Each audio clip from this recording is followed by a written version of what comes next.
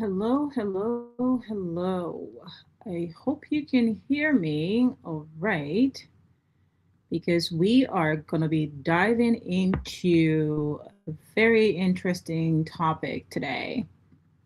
If you can hear me, if I'm not quite audible, please do let me know in the comments section. If I'm good, just give me a thumbs up, and we are good to go. Greetings to everyone from everywhere in which you're tuning in, or from where you're tuning in, I should say. It is awesome to have you here on this Saturday. I want to give a shout out to our Ivorian boys for doing their best in the recent match.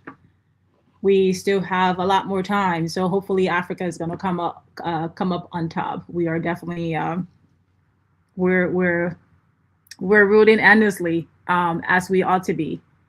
The more united we are as a continent, the truly better is going to be for all of us. And that's what makes this topic today so interesting. And I think just it's so disappointing to be talking about it, but it is essential that we give it voice, that we continue to have discussions around it, and not let South Africa get away with the bad behavior that it is exemplifying. It is unacceptable. We must reject it at every turn. And who better to do that than us as Africans? And I know there's been a lot of comments. There's been a lot of contribution to this discourse. We must continue to amplify our rejection, our distaste for the current situation in South Africa, and continue to remind them of what Africa had to sacrifice for their so-called liberation or freedom they're enjoying today. As always, Fanta Kamara Uncensored. This is a geopolitical analysis podcast where we cover, of course, African topics, but really global topics, and we do our best to connect the dots. We do it through forensic analysis, which means that we come with receipts. There will be times for some topics where we just lend our voices without the need for, say, extra documentation. But most importantly, we believe in operating within frameworks that will continue to educate, not just based on opinion, but based on facts. Because the more educated we are, the more enlightened we are as a people, as a continent, the more empowered we are. So without further ado, I think we should definitely jump into today's topic. But I wanted to first play a couple of videos here because I think it really helps to, it really hits it home, right? As they say, it really drives the conversation in a way that you get to see firsthand insight of the mind, the mentality, the level of hate South Africa is exemplifying towards other Africans. And they have had the audacity to try to justify it, and in a way means shape and form. So sit tight and hang out with us here. This is going to be a shorter episode today because I'm just touching on this topic. But let's go ahead and get started. I'm going to play the first video here for you.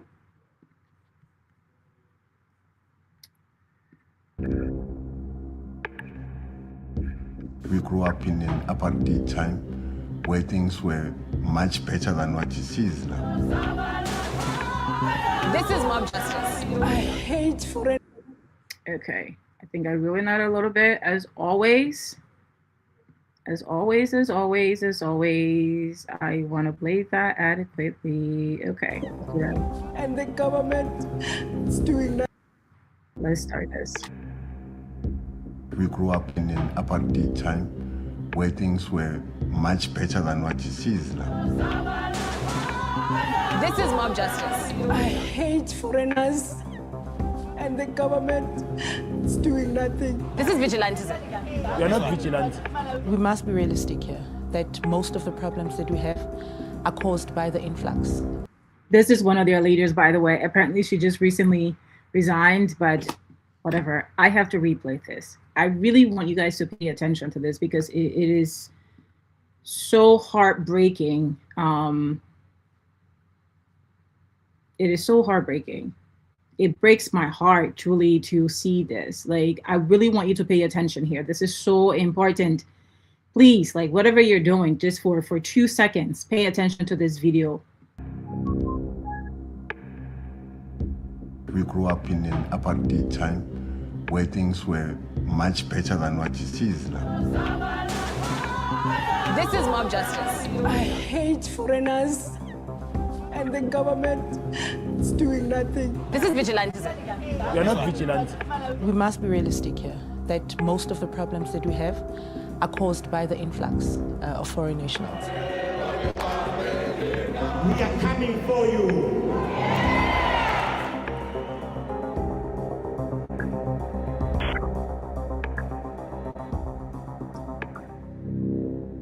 Remove myself here, and I want to center stage this again. This is how every time I see this video, it boils my blood. It boils my blood. Okay. We grew up in an apartheid time where things were much better than what it is now. This is mob justice. I hate foreigners and the government is doing nothing. This is vigilantism. We are not vigilant. We must be realistic here, that most of the problems that we have are caused by the influx of foreign nationals. We are coming for you.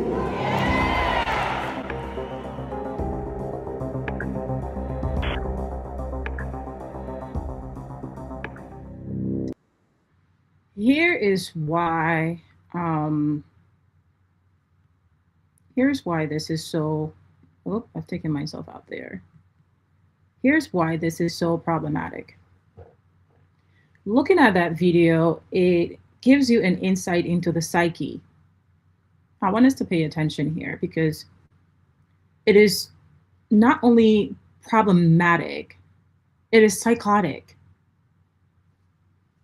To think that someone would have a preference for apartheid, would have a preference for everything, for an oppressive system, a system that took away their rights, their freedom, their ability to be human beings, that robbed them of their humanity, the preference of that system. I hope you heard what he said. He said, during apartheid, things were better. Let me play it again. Let me play it again. And pay attention. Let me play it again. We grew up in an apartheid time where things were much better than what it is now. We grew up in apartheid time where things were much better than it is now. That's what he said.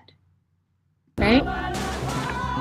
This is mob justice. This is the psyche behind why South Africans feel the need to hate other Africans, because they prefer the oppressive governance structure system that was imposed on them by their colonial masters. I hope you understand what that means. I hate foreigners. And look at the face of this. Look at the face of this woman. Look at the disgust in her emotions, in her person, when she's speaking about foreigners, right? And I want you to keep in mind, the foreigners that she's talking about, it's not the Chinese or the Indians or the Dutch who can install their land, or the Portuguese. She's not speaking about any of those people. The foreigners that they're speaking about are Africans. Black Africans. Let's be very specific. And which is why when the media often refer to this as xenophobia, or people refer to it as xenophobia, which means anti-immigrant, right? Anti-foreigners, anti-everything foreign. That is xenophobia. That is the very definition of being xenophobic. We have to take a step back, peel back the layer and say, let's re-examine that. Are you really referring to all foreigners, or there is a specific group of people being targeted here? And the people are no other than your own Africans. And therefore, in understanding the psyche, in understanding the psychological composition of these people, it takes you beyond the mere, oh, South Africans are xenophobic. They're not xenophobic. The proper term, the proper terminology is Afrophobia. South African, what they're experiencing right now, what the world is experiencing right now, what Africans are experiencing right now, has nothing to do with being xenophobic or xenophobia. It has everything to do with the hate for Black Africans, which is why it is critical that we coin this term accurately. It's Afrophobia. It's Afrophobia. Phobia of everything African and everything Afro. Phobia of Black.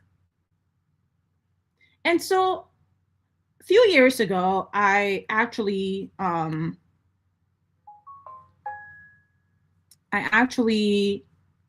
told myself I will not, right? Let me remove this, come back. I would not go to South Africa. I have no interest in going to South Africa. And I have traveled, alhamdulillah, thank Allah. I'm well traveled. I have traveled the world. Name a place, I have been there. I guarantee you that probably the only two places I've not been, and I have no interest in going in terms of continent. I can't even name countries anymore. So in terms of continent, I would say Antarctica, which I have no interest in exploring. I'm not a coal fan. As well as Australia. The very reason why I have X'd out South Africa, when Australia years ago, we're continuing to oppress their natives. I told myself, I have no interest in Australia. You would not find me there. But same reason why I would never, at my own will, never say never, but if I had the choice, I would not purchase a ticket to South Africa. You know, this issue, it is not a South African issue. It is a continental issue. And we have to address it and address it head on. We cannot be diplomatically correct about this. Because if we do, this bad behavior is going to permeate. And what happens when bad things permeate, when we allow them to fester? What happens? They grow wings. And when it comes to a time where those wings can no longer be clipped, we must clip South Africa and South Africans' wings right now, today, not tomorrow, not day after. I'll have, I came across, while I was doing my research, I came across a clip that Professor Lumumba, where he was discussing with another podcaster, and I thought it was really profound. I think we must really, we must move away from the xenophobic definition and push that the proper term, the appropriate term, be given to what is being exemplified in South Africa, the hate against other Africans, Nigerians, Zambians, Zimbabweans, Malawians. When these people, and I'm going to get into it like a little bit later, when these countries, the frontline states, were the ones who sacrificed not only their persons, their countries, their livelihoods, their economies, but their resources for South Africa's liberation. So when you hear this grown man speaks about, we prefer apartheid, things were better in apartheid time, what is happening today is ridiculous. It is beyond heartbreaking. Again, we have to pay attention to their psyche, because it's going to help us all to understand where these people are mentally. If we understand that, then we know how to tackle this. If we continue to just mislabel it as xenophobia, we don't stand a chance. Because this has been happening for many years. I mean, I'm talking since the 90s. So this is not new. And let's not have amnesia, even though South Africa is having amnesia right now. But I want to play this clip from Professor Lumumba, because I think it's really profound. This arose on the 6th day of March. I wrote a letter to President Cyril Ramaphosa. Yes. And my argument was, South Africa is the anchor economy. Mr. President, don't allow vigilantism to be what defines how you deal with illegality. It is true that every country wants to document all visitors who are in their country. But you don't allow half-naked individuals to be running around the streets of Durban or Johannesburg. And the government Shop trying to determine who is documented or who is not documented. And you don't allow them, particularly when you know that they are using derogatory terms. They are telling Africans, leave. When I wrote that letter, I received several letters from South Africans. Okay. Some of them were very angry with me, and I responded to each one of them with history. Some of them then apologized. I told them, you cannot be in a position where you are telling everybody to go, and some of you are saying documented, some of you are saying all must go, and you are creating an environment where you instill fear in everybody. You are looting shops and all these. And none of the South African leading politicians, I listened to them, they were trying to justify the unjustifiable. And their claim is that fellow Africans are taking away jobs from them. A complete lie. Fellow Africans are creating jobs for them. If you've gone to South Africa, see individuals from Somalia, from Ethiopia, from Nigeria, from Ghana, from Kenya. They are the ones who are creating jobs where there were no opportunities, or there appear to be no opportunity. They saw them and they are creating jobs. So even if they were not documented, I would regularize them because they are adding value to the economy. True. But because, and permit me to say this very painfully, black South Africans are suffering from what is called the Stockholm Syndrome. They love their tormentors who are white. That is why it is not even xenophobia. A friend of me corrected me. It is Afrophobia. Okay. It is Africans that they do not want. It is the whites who still control over 70% of their land. It is the whites who run an enclave called Orania, where blacks are not allowed. Okay, so some really profound nuggets there. And before he continue, I want to just touch on what he's saying. Again, we have to name this correctly. It is not xenophobia, it is Afrophobia.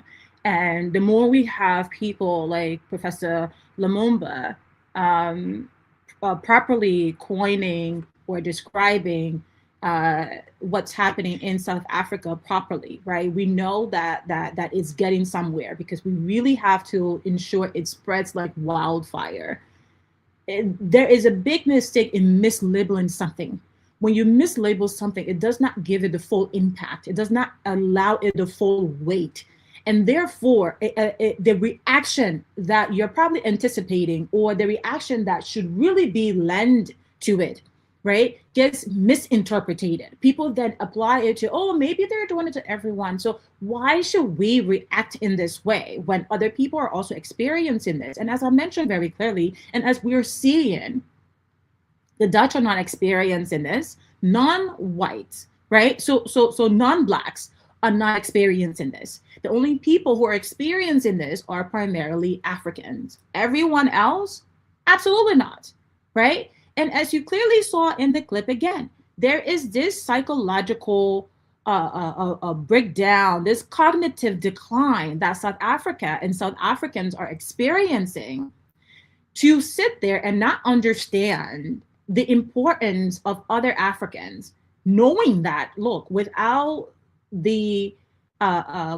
colonial time, without colonial powers, Africa did not have borders. We were clansmen, tribesmen, tribeswomen, kings and queens, right? These borders, these lines, my country, your country, this and that, it's not natural for Africa. We are all one people. What happened to Ubuntu? What happened to that saying that was coined by South Africa, right? And all of a sudden, it's as if they're having amnesia. So we have to remind them. I want him to go into this a little bit more, or before he does, he mentioned something else. He mentioned it's interesting how they're once again only targeting other Africans, as if to say they just go and they don't add any value. And of course, as he just mentioned, they go and actually create value. They add significant value to their economy, but they don't realize that you have actual problems that they should really be paying attention to. Like, I want to not miss this, but you have problems that they should really be paying attention to, like Orania, right? Like Orania. The only, in this day and time, I don't even know if a city like this exists in the great United States, but in South Africa, whites only town, where blacks are not allowed. You have foreigners coming to your town, to your country, creating an enclave and making stipulations where you're not even allowed to go to. And you don't go protesting against them because you know exactly what they're going to do to you. You're cowards. Your little vigilante group that you've put together to try to oppress, right? I always say this: hurt people hurt people. South Africa, it been oppressed. Its people been oppressed. I mean, who didn't see Sarafina? If you were not around in the 60s and 70s, the time of apartheid, maybe our parents were, right? But we caught up to what was happening in South Africa through films like Sarafina. Who didn't fall in love with Sarafina? Get ready to for your freedom, freedom is coming tomorrow. I mean, we all know the tunes, right? And we all bought into South Africa's liberation was our liberation. South Africa's freedom was our freedom. South Africans were our brothers and sisters. To now be targeting other Africans as if to say, we did not just bleed for your freedom, but we also contributed economically. I want to let you know something. Most people don't know this, but other Africans contributed economically significantly to South Africans' liberation. The number is nearly $1 billion, if not more. The other Africans, the first line states, and other Africans, including Liberia once provided like passports for South Africans. Zimbabwe, Tanzania, Uganda, Ghana, Nigeria, right? I believe at one point, their radio station, when they were banned in the 60s, when the ANC was banned in the 60s, their radio station was in Zambia. And yet we sit here and pretend as if to say Africans did not suffer, bleed, spend resources for South Africa. You have the audacity to have an all-white town, Orania, right in South Africa, and you don't go banging down their doors, but you come and try to burn your Africans, brothers and sisters. Shame on you, South Africa. Complete shame on you. Complete shame on you. Look at this. How many people know this? Right? Operation Dudula. Force out in Zulu. Force out. We must force them out. Let's ban them. Let's ban the people. I encourage you to go and watch that BBC documentary, by the way, by Africa Eye. I'm not a fan of BBC, but Africa Eye department does a fantastic job. I encourage you to go and watch it. They are chanting in there, burn the foreigners. Burn the foreigners. That's what they're chanting in that documentary. This whole Operation Dudula, force them out, march and march. Like, who are these people?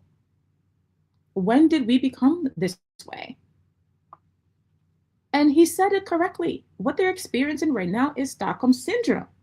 It is a real thing, where instead of feeling hate towards your oppressor, you actually love them. You admire them. You admire their techniques, their ways.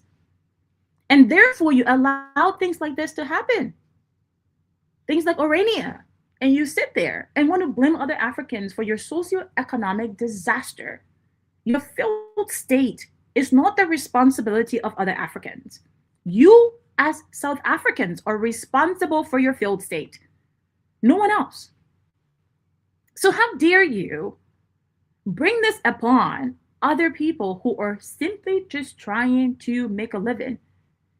You're trying to pretend as if to say other Africans do not, or you as South Africans do not go to other African countries. What happens if they were to start kicking you out? If they were to start putting tires around you and claiming that you too came to their nations for economical benefits? What if they start burning you? What would happen? What would happen? What would happen? An economic disaster. That's what would happen. Can we not see that? Can we not understand that? Let's share more of what this will look like. This is the MTN group revenue, and MTN is a South African company. Okay, where did the highest revenue come from? Nigeria. You're ousting Nigerians today, right? Blaming them for your socioeconomic downturns, your socioeconomic strains, yet your company, MTN, is operating in Nigeria and produces more than 25% of your overall revenue.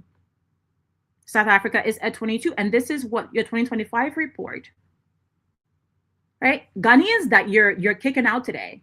Ghana produces what? 13% of overall MTN revenue. Uganda that you're kicking out. Cameroonian, Cote d'Ivoire. What is your excuse for this?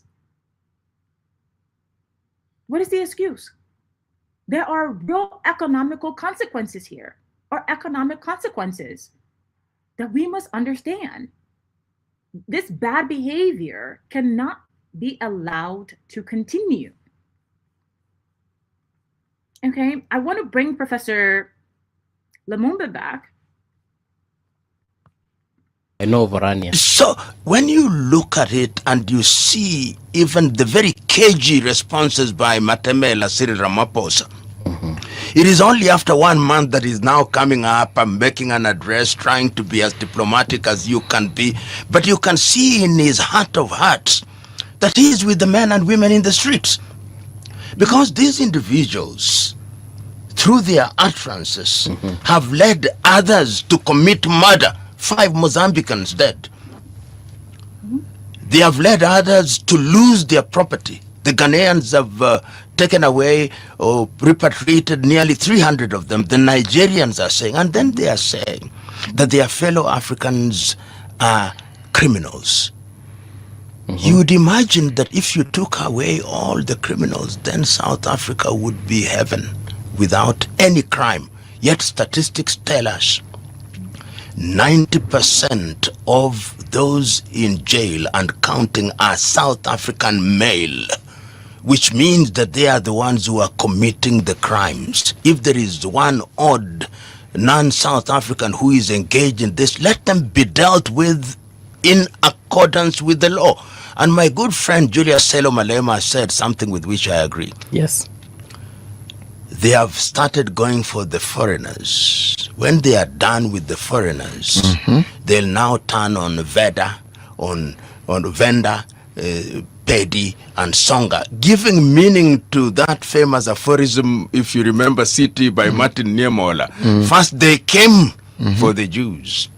And I said nothing because I was not a Jew. They came for the communists. Then they came for me. And I hope that the administration of Cyril Matamela will do something about it. This idea that they are sending envoys is a scatterbrain. We must call it by its proper name. Don't they have ambassadors in Kenya? Has the Kenyan ambassador, South African ambassador to Kenya spoken about it?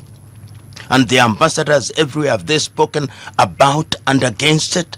And we must remember, during the struggle against apartheid, statistics tell me that anything between 40,000 and 60,000 South Africans were in exile. Yes. In Mozambique, in Tanzania, in Zambia, in Kenya. I remember living next to a South African family in Jericho, and they never left. As I speak to you now, it is estimated that nearly 1 million South Africans live outside of South Africa.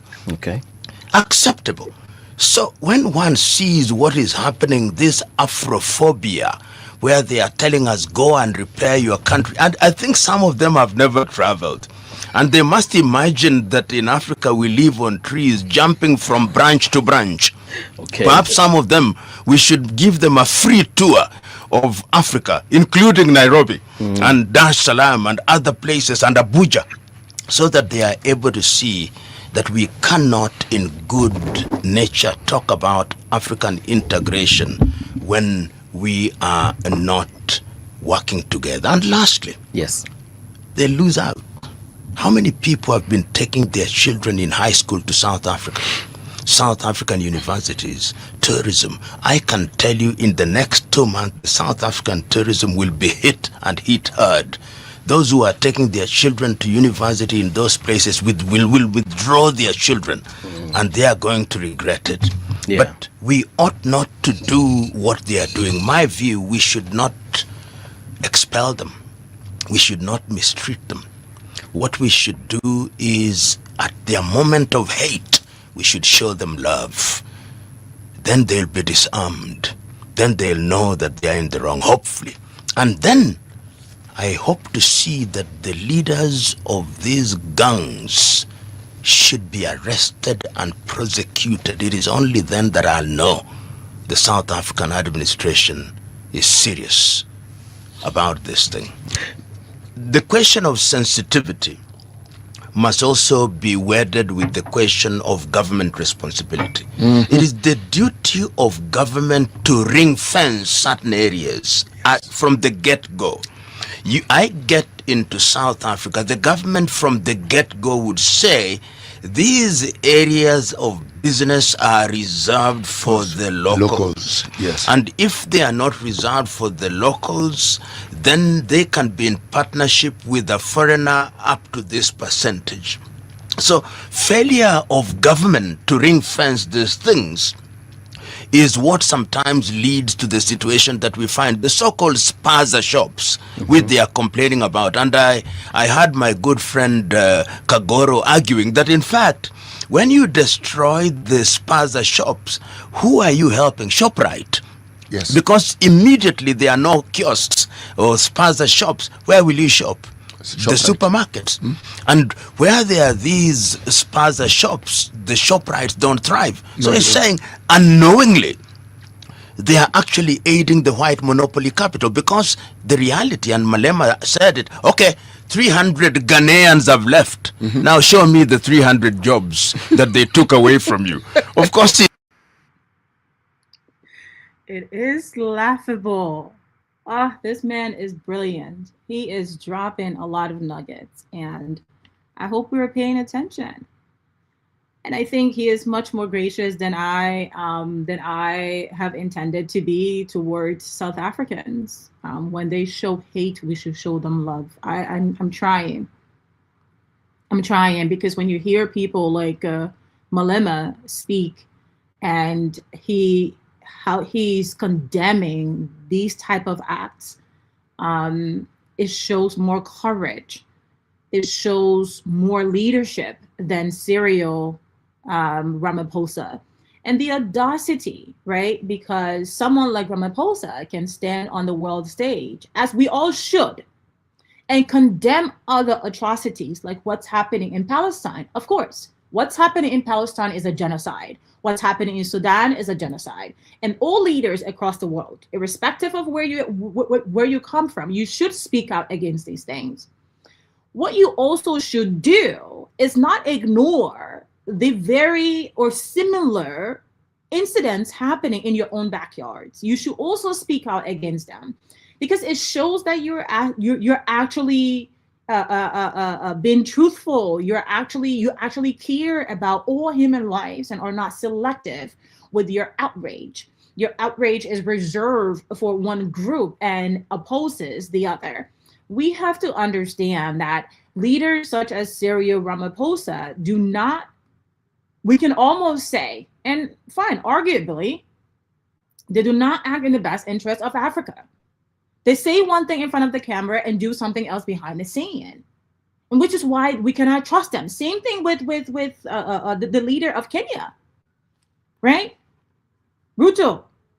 He says one thing in front of the scenes and then go behind the scenes and slaughter the youth who are protesting, Gen Z protesters. Same thing for Tanzania, right? You have, for once, and this is why I don't trust women leadership, especially women leadership who do not have a backbone, who are not principled. They will say one thing in front of the press, and then behind closed doors is something else. It's something else. How do you win an election with 90-something% and you tell me that election is not rigged? And when you have dissent, you try to completely use the military and use every means that you can to quell and quiet the people. So when you hear someone like Professor Lumumba and among so many others, like also Malema, coming out like and saying, you know what, don't even vote for me. I don't care if you don't vote for me, but I'm going to put the truth where it belongs. What you are doing in South Africa is ridiculous. And should we really give them grace? Let me know in the comment section. What are your thoughts around how we should handle this South African situation? Do you think we should be graceful to South Africans and say, you know what, they're making a mistake. Maybe they don't know better today. We should be a little bit more generous to them. We should forgive them. We should pardon them. Do you think we should give South African grace? Let me know in the comment section. In fact, I'm going to ask the question. Should we give South Africans grace? Should we? Okay. Of the atrocities they are committing, should we say, pat on the back, let's just let it go? Knowing how much Africa has sacrificed for South Africa. It is delusional. This delusional betrayal, it is one that it's not very easy to forget. Even a country like Liberia, as I mentioned, was there for South Africa. Okay, I want to go into, I think I had it here.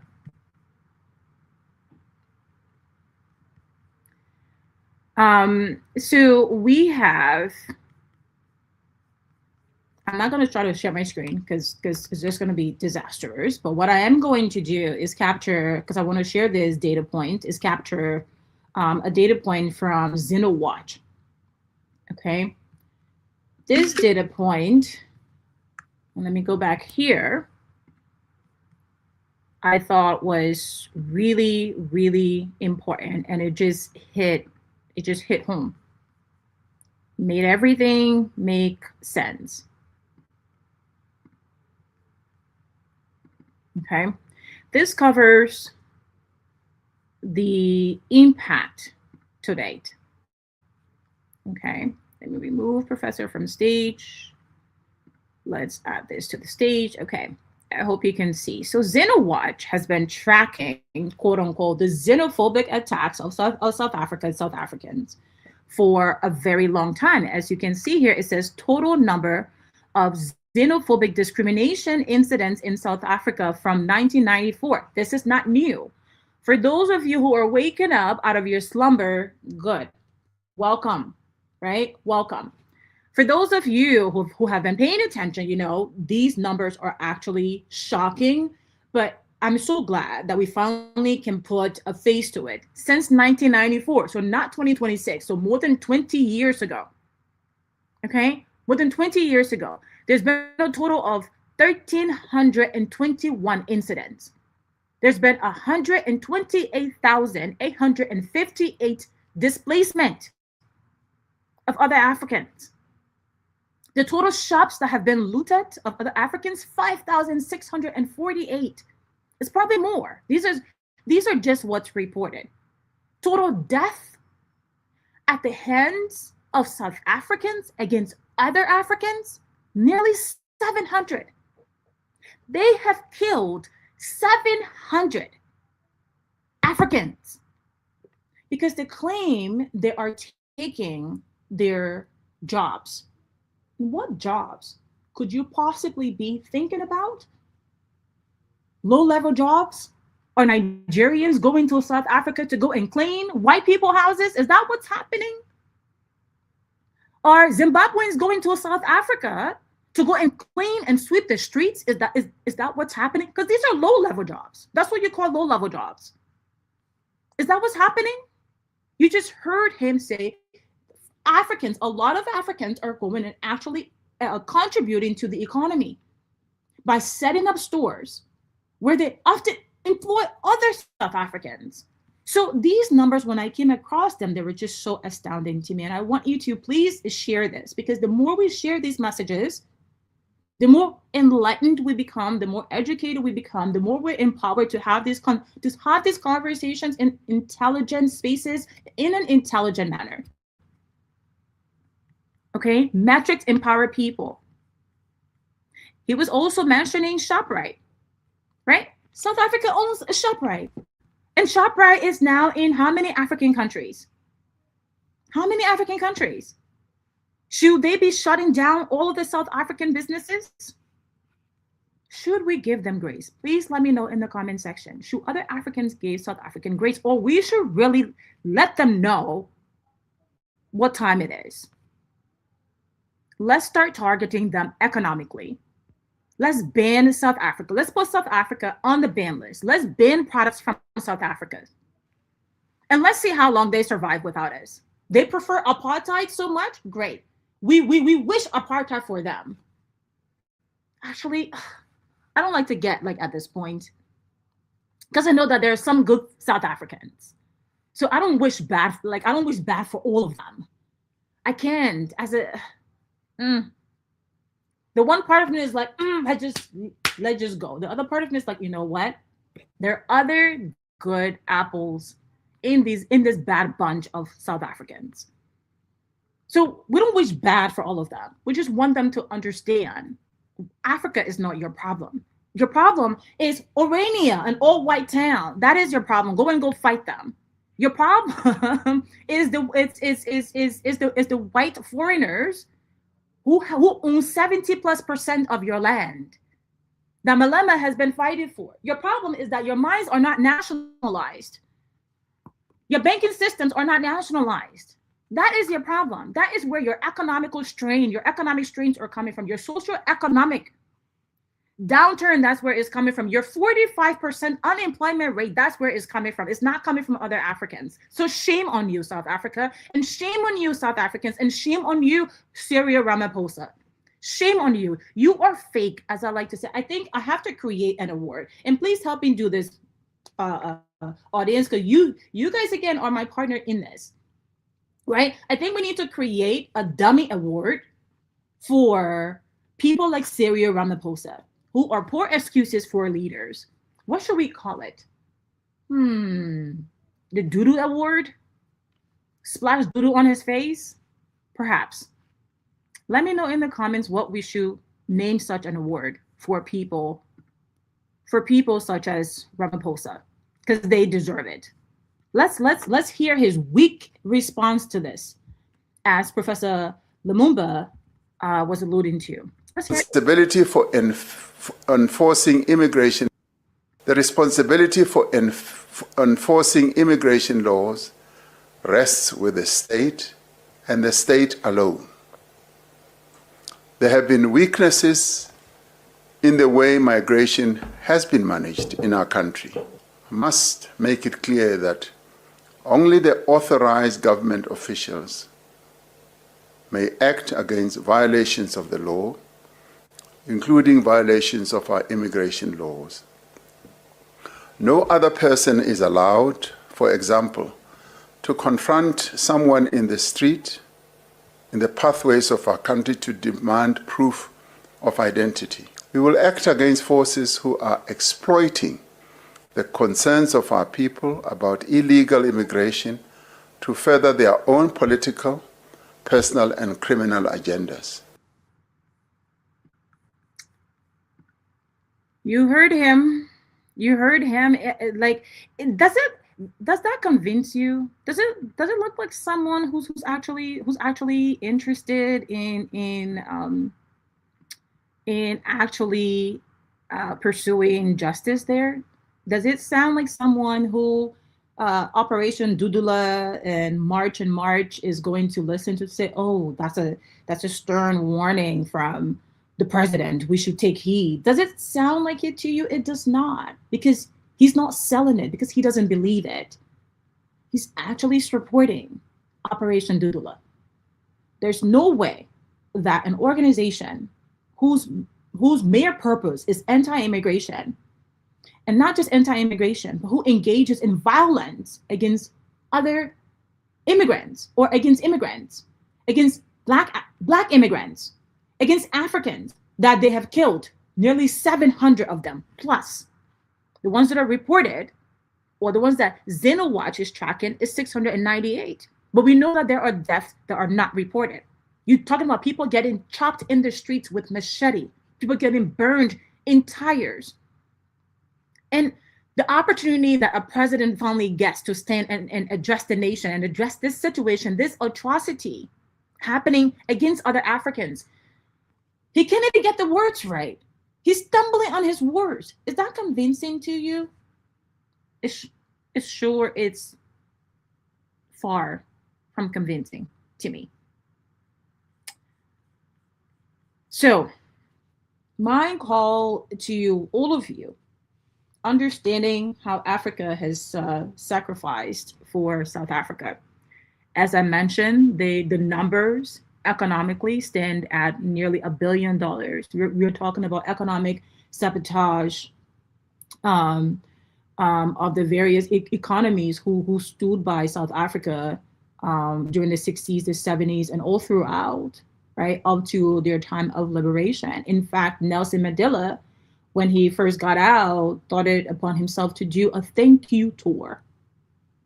If other Africans, if even you don't know, and the quote unquote your freedom fighter leader comes out of prison after all these years, the first thing he chose to do is to do a thank you tour to all of Africa, thanking them for holding up the revolution, for holding the ANC down.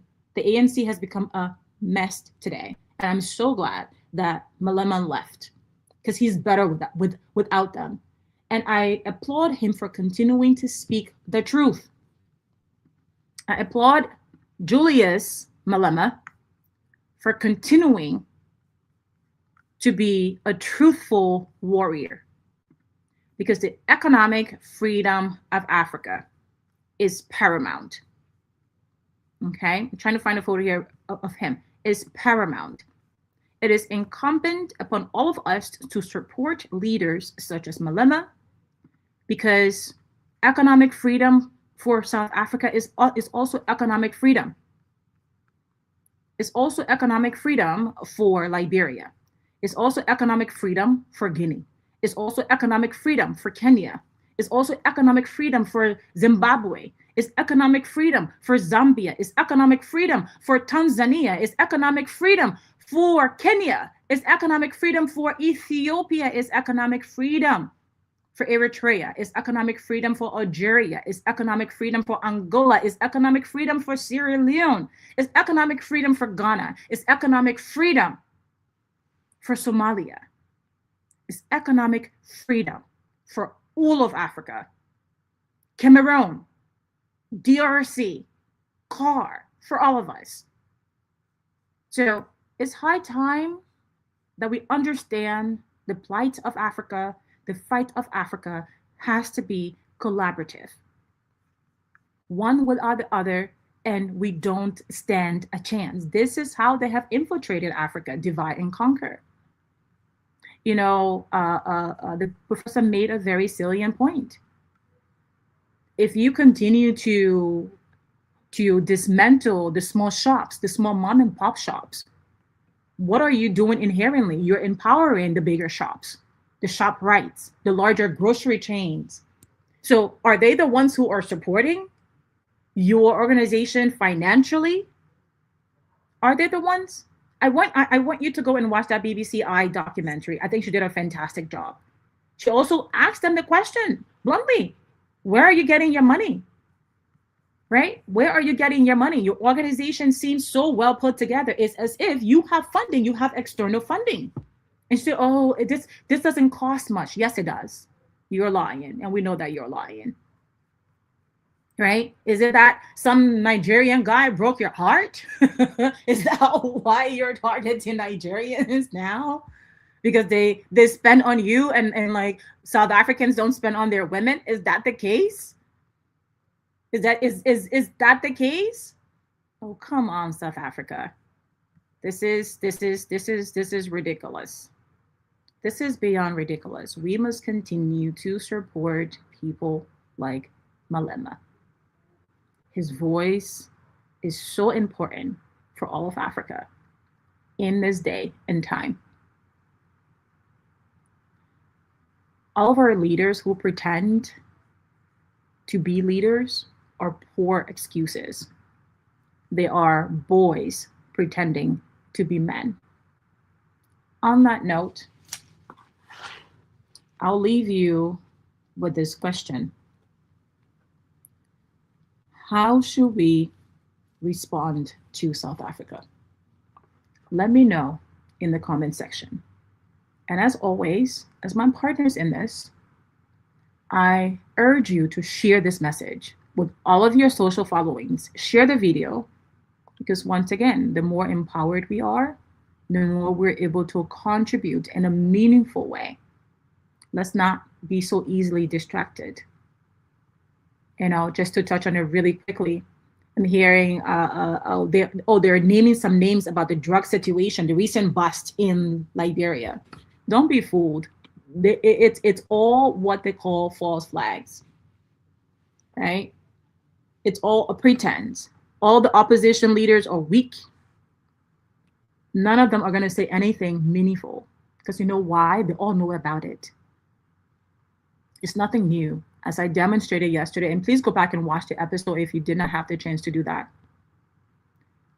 Go and watch the episode. We cover over 20 years timeline of active drug bust involving Liberia, involving all the presidents, from Ellen to George Weah to Joseph Boakai.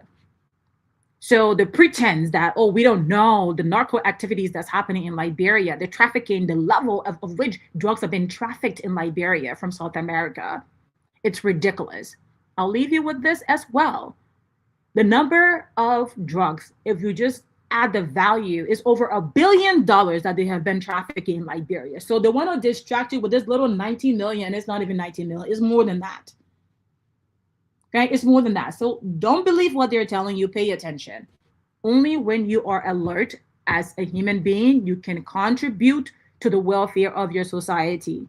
as a fully functioning member and citizen. Do not be idle. Wake up from your slumber. The time to act is now.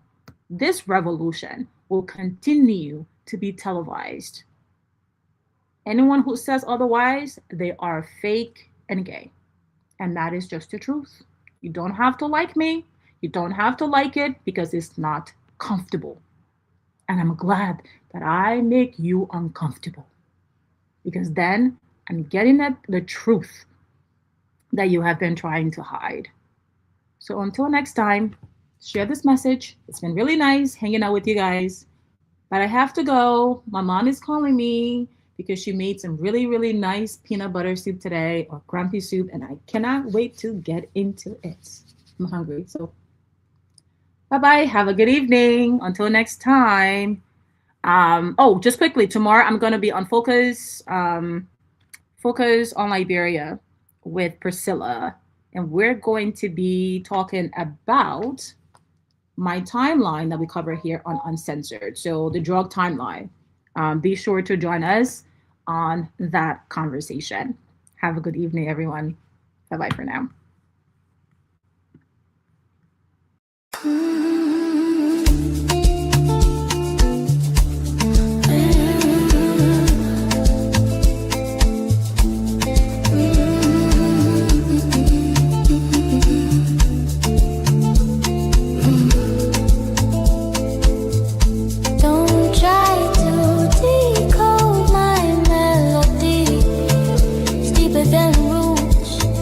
Reality, don't tell me, blame the Liberian girl in me. It's a Liberian thing, you'll never understand. It's a Liberian thing, you'll never understand. It's just a Liberian girl in me. It's just a Liberian girl in me. It's just a Liberian